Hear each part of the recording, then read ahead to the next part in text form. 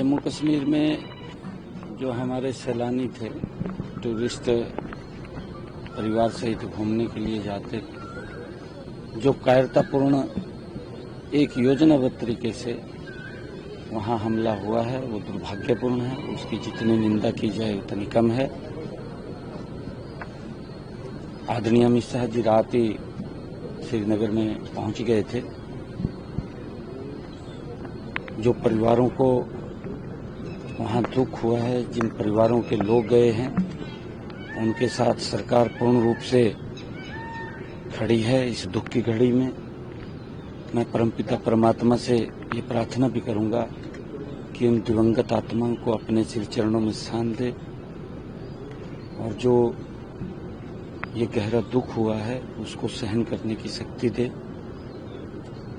परंतु जो लोगों ने ये कायरतापूर्ण इस घटना को अंजाम दिया है, वो कोई बचेगा नहीं। उनके खिलाफ सख्त कार्रवाई, और ऐसी कार्रवाई कि आगे भी व्यक्ति मुंह उठाता हुआ सोचे 4 बार कि अगर मैं कोई काम करूंगा तो मेरे साथ ही अंजाम होगा। वो कार्रवाई उनके खिलाफ वो होगी। सर, अनाथ रोड का आज सनाथ रोड उद्घाटन किया है, पहले अनाथ रोड था। इस तरह के सर क्या लगता है कि इनिशिएटिव कितने सही है और इस तरह के इनिशिएटिव कितने उठाने चाहिए? नहीं, देखिए, ये यहाँ के जो इंडस्ट्रियल एसोसिएशन के लोग हैं और सरकार ने मिलकर के, क्योंकि कई कारण होते हैं, इस कई कारणों से जब GMDA बना है तो इसकी तरफ ध्यान कम रहा, परंतु मिलकर के जो हमारे यहाँ के इंडस्ट्रियल एसोसिएशन के पदाधिकारी हैं और सरकार ने मिलकर इसका जीर्णोद्धार किया है। मैं सभी यहाँ के स्थानीय जो लोग हैं जिन्होंने इसमें अपना योगदान दिया, चाहे वो आर्किटेक्ट था, चाहे वो इनको एकजुट करके एक तरफ ले जाने का काम उन्होंने किया है।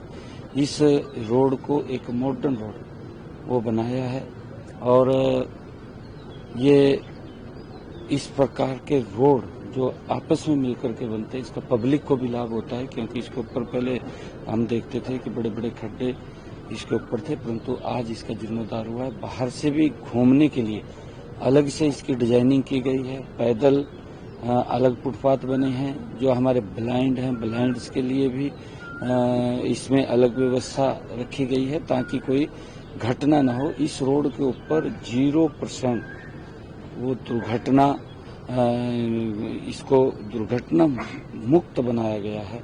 और जो ग्रीनरी है इसको बिना छेड़छाड़ किए इस रोड का जो जीर्णोद्धार हुआ है, ग्रीनरी भी इसके ऊपर ज्यादा है, क्योंकि वातावरण जो वायु पोल्यूशन है उस पोल्यूशन के अंदर भी इस प्रकार के रोड कम करने में बड़ा सहायक सिद्ध होते हैं। मैं सभी को इस रोड के अंदर जिन्होंने अपना योगदान दिया, सभी का बहुत बहुत धन्यवाद करना चाहता हूँ। सर, एक दिल्ली में कल कांग्रेस की एक बड़ी बैठक हुई। उन्होंने निर्णय लिया है कि संविधान बचाओ को लेकर वो घर घर और गांव गांव जाएगी। अब देखिए, संविधान बचाओ तो कांग्रेस ने जब कितने बार उससे छेड़छाड़ हुई, इमरजेंसी लगी थी, तब उन्होंने अपनी यात्रा निकालनी चाहिए थी, क्योंकि संविधान को कुचला गया था। किस प्रकार से भ्रष्टाचार हुआ था उस टाइम, उसी संविधान का ही वो किस प्रकार से उसकी अवहेलना की गई थी, उन्होंने तब यात्रा निकालनी चाहिए थी। क्योंकि इस प्रकार से लोगों को गुमराह करना और इस प्रकार से लोगों के अंदर झूठ फैलाना, ये कांग्रेस की फितरत रही है। और कांग्रेस हमेशा ही लोगों के अंदर भय की स्थिति पैदा करके उनको बरगलाने का काम करती है। क्योंकि अगर हम देखें, 55 साल तक कांग्रेस देश के ऊपर शासित रही है। 55 सालों में इनका इतिहास उठा करके देख लीजिए। 1984 के जब दंगे हुए, उन दंगों के अंदर किस प्रकार से कांग्रेस के समय के अंदर ही वो कत्लेआम हो गया था। तब संविधान कहाँ गया था? तब संविधान तो उसकी दिखाई नहीं दिया। तब भी उस संविधान को कुचलने का, इमरजेंसी के समय में किस प्रकार से लोगों को जेलों में ठूस दिया गया था, तब संविधान इनको दिखाई नहीं दिया था। ये किस प्रकार की जो बातें करते हैं, ये सब इन्होंने, क्योंकि जिस प्रकार का भ्रष्टाचार किया है, बड़े बड़े घोटाले हुए। आप कॉमनवेल्थ का, 2G का, अगर घोटालों की बात करें, संविधान कहाँ था? संविधान ये तो नहीं बोलता कि आप घोटाले करो। देश 55 साल तक देश के अंदर कांग्रेस शासित रही है, एक छत्र शासन रहा है। इन 10 वर्षों में मोदी जी के नेतृत्व के अंदर देश ने बड़ी गति से आगे बढ़ा है। उस गति से अगर जो गति 10 वर्षों के पिछले कार्यकाल के अंदर देश आगे बढ़ा है, अगर जब हम आजाद हुए थे, जो हमारे क्रांतिकारी वीरों ने इस भारत की आजादी में अपना अमूल्य योगदान देते हुए इस भारत भूमि के ऊपर कुर्बान किया, उनके जो सपने थे, उन सपनों को अगर ये सरकार पूरा करती, परंतु उन्होंने उनके सपने नहीं पूरे किए, अपने सपने पूरे किए, अपने सपने पूरे करने में लगे हैं और उसके कारण से देश उस गति से नहीं बढ़ पाया जिस गति से आज मोदी जी के नेतृत्व में ये देश गति से बढ़ा है। क्योंकि इन्होंने तो देश के लोगों से माफी मांगनी चाहिए, संविधान बचाने की बात नहीं है।